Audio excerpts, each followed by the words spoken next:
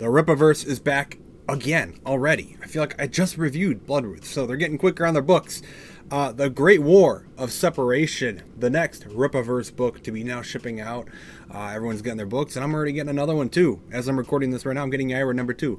It's already shipped, so awesome stuff coming out. They're getting the books out even quicker now. I'm looking forward to reading more and more. But the Great War of Separation, this is the first of like a mini series for the Rippaverse, and this one is by Chuck Dixon once again. So we've had Alpha Core, we've had the Horsemen, and now we've had the Great War of Separation by Chuck Dixon.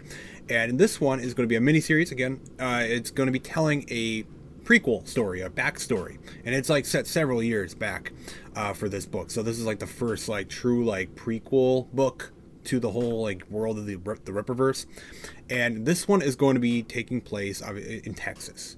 So it's going to be taking place in Texas. It's telling us the state of Texas in the United States in general, but especially Texas, because that's where Flores Park is, and that's kind of the general like area that we're going to focus on, at least for this.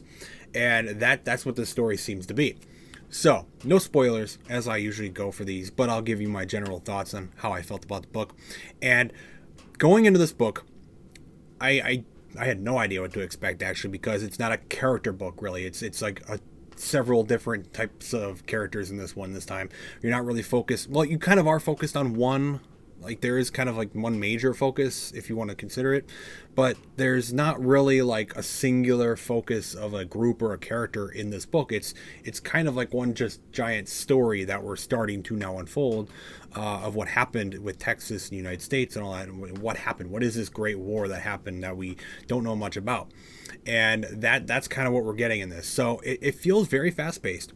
When I finished reading it, it reminded me of Gooding, which Gooding was not necessarily one of my favorite books that have come out so far. And one of the big reasons was because it was just really quick, and it felt like it was boom done, and it didn't really have much there.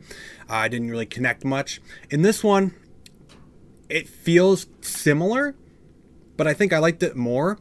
I don't know if it's just because it's Chuck Dixon. I don't know. I'm starting to know him, at least through the Rippaverse books that he's been doing. And I feel like I liked it a little more, maybe because it's more connected to several of the characters in the Rippaverse right now that I do really like. And it's majorly connected to Brian Solari of Alpha Core, who is going to seemingly play a significant role in this mini-series, because he is already playing a pretty big role in this book. Not like he's kind of like throughout the book in a way. I won't really go over how, but he is in the book throughout the book, and then he's near the end of the book you get more of him. But Brian Solari is going to be a big player here from the Alpha Core. This is before Alpha Core, so he doesn't have the Alpha Core team yet in Flores Park. This is him during this war.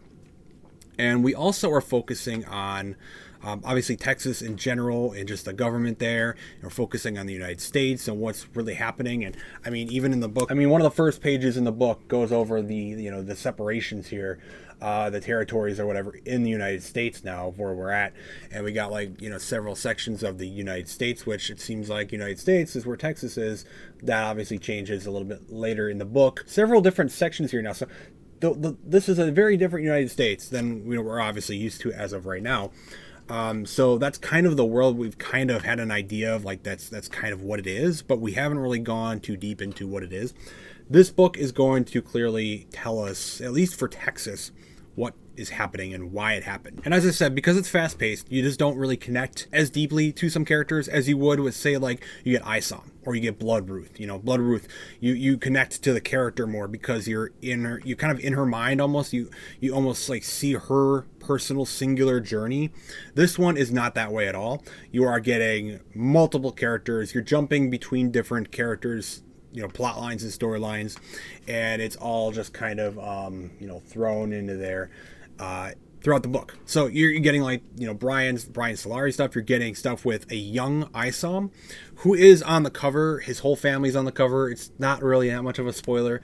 You're getting his family in this book, so you are getting some sort of story with Isom's family, or Avery Stillman. You're getting his story.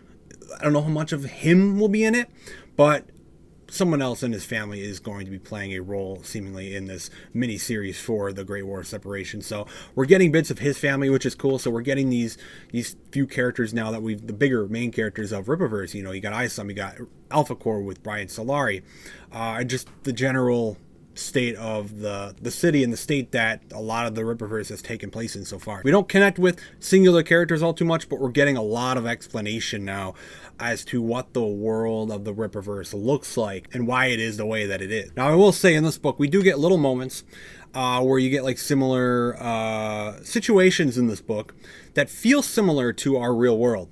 And our real world, obviously, we got like things like protesting and, you know, politics and all that type of stuff. We do get little bits of that in this book. It is definitely a present thing in the book. You know, you even got, you know, it is kind of a foundation and a core center, like part of what this kind of book seems to be. And they do it good. Because obviously with a lot of our entertainment in, you know, books, shows, movies, whatever it is, a lot of people like to go a little too far and get too heavy into their politics and kind of put the real world into their stories. Well, this feels like it's similar, but it's not like this isn't our world. This is something new and something different that's happening. So you can compare, you can contrast like things that are happening and maybe that's similar to what we have going on, but really it's something different. It's not really like, oh, there's Donald Trump in the book and he's, you know, evil or something. No, it's not like that at all.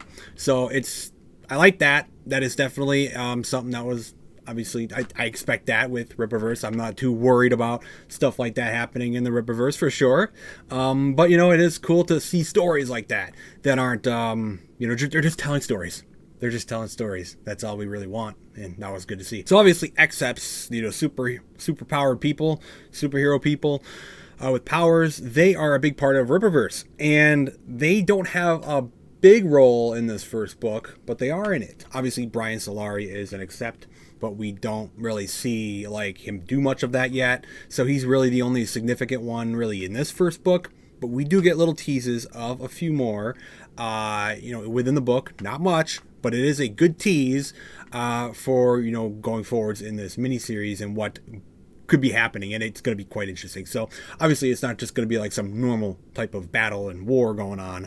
We got some crazy types of powers and people with abilities and stuff that are going to be entering the fold here. And I think, you know, if that's really like heavily your type of thing, you're going to be really liking that, because I think we're going to get pretty heavily into that, because obviously Brian Solari involved, like he's going to be fighting those types of people. That's kind of what he does.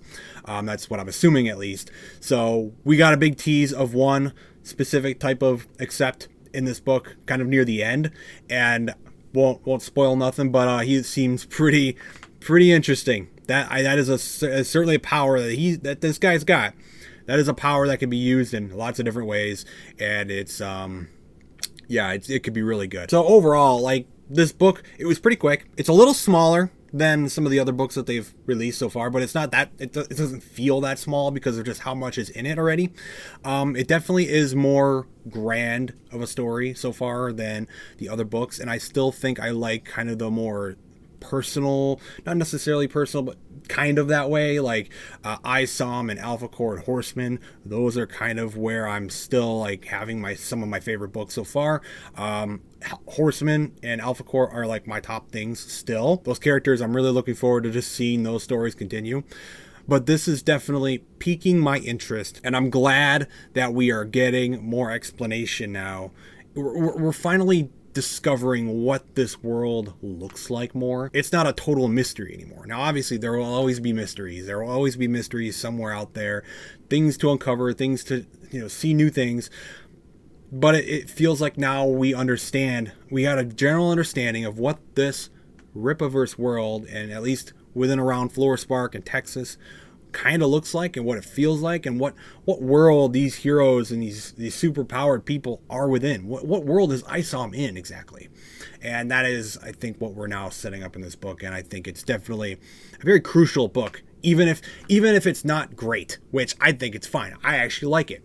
But even if it's not great, I still think it's a pretty important book to, you know, read for the Rippaverse, because they're getting into some pretty significant details for the Rippaverse, and I think it would be good to know either way.